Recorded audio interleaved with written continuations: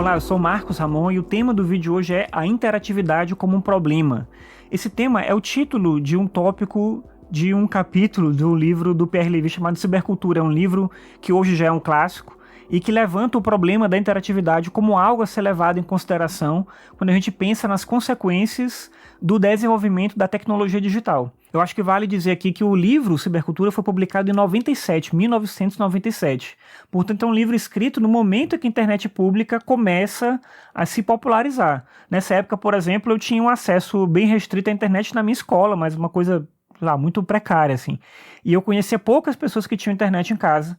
Quando eu entrei na universidade em 99, foi quando eu comecei a usar a internet efetivamente. Claro que a situação em outros países podia ser diferente, né? Mas no Brasil, especificamente, a internet, no final dos anos 90, estava bem longe de ser o que é hoje, que é uma coisa praticamente onipresente na vida de um número gigantesco de pessoas. Não dá também pra gente trabalhar com aquele argumento de que todo mundo acessa a internet, isso não é verdade. Ainda tem muita gente sem acesso a tecnologias em geral, né, a internet em particular, mas hoje é cada vez mais comum e tem um número muito grande de pessoas que utilizam hoje em dia. Nos anos 90, é claro que estava longe de ser assim.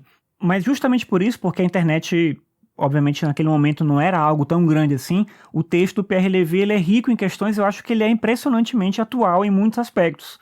Ele argumenta, por exemplo, no primeiro ponto ali, que a interatividade não é uma invenção da tecnologia digital.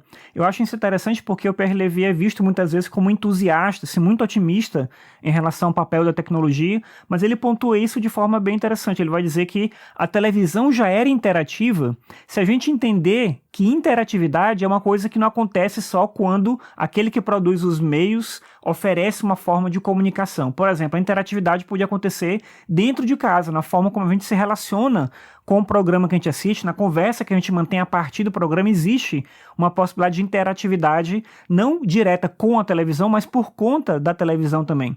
E ele vai dizer, claro, né, a gente tem experiências que são mais interativas do que isso, né? O videogame é mais interativo e o telefone é mais interativo também. Em relação à internet, ele vai dizer, ele vai perceber que ela vai colocar a interatividade num outro nível, mesmo considerando aí que muitos conteúdos ainda são consumidos na web de maneira passiva. Claro que pensando na época dele isso era mais evidente, mas hoje ainda, se a gente for tentar ver assim, né, quando a gente está lendo um texto, quando a gente está assistindo a um vídeo, por exemplo, ainda que existam formas de interagir com o conteúdo, nem todo mundo faz isso, porque não é necessário fazer isso. Não é uma prerrogativa da internet que ela envolva uma troca de ação entre a pessoa que consome aquela informação, que consome aquele conhecimento, e a pessoa que produziu, ou a empresa, ou o meio, enfim, né? Não é necessário que ocorra isso.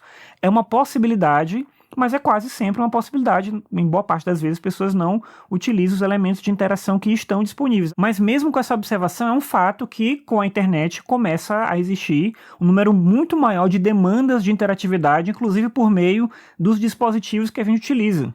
Isso, claro, não vai mudar o fato de que o conceito de interatividade é ambíguo. Por exemplo, naquele momento, na época que o Pierre Levy escreve, em que as comunicações por internet ainda eram muito restritas, ele defendia a tese de que o telefone era mais interativo do que o computador, porque quando a gente conversa pelo telefone com alguém, a gente está em contato de alguma forma com o corpo do outro, né, por meio da voz ali. Então você tem algo que de fato é mais interativo do que apenas mandar uma mensagem pela internet, que de maneira assíncrona vai ser acessada pela pessoa em outro ponto e tal.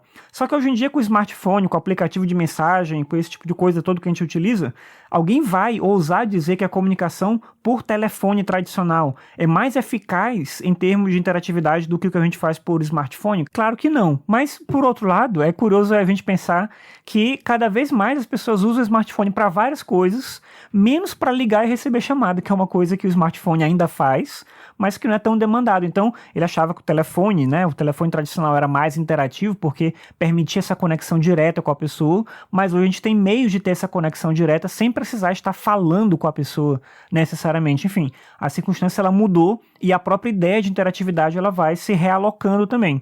E aí tem uma coisa que eu acho que o Pierre Levy acerta, né, quando ele vai discutir esse tema, mesmo ele sendo desmerecido por pesquisadores atuais, né, como eu falei antes, porque acham que ele era muito otimista em relação aos benefícios da internet e tudo, mas ele coloca a interatividade como um ponto de investigação e ele deixa um certo distanciamento, meio que com uma desconfiança. Daí que no livro ele vai dizer que a interatividade ela é muito mais um problema, é a necessidade de um trabalho de observação, ela gera essa necessidade de um trabalho de observação, de concepção, de avaliação dos modos de comunicação.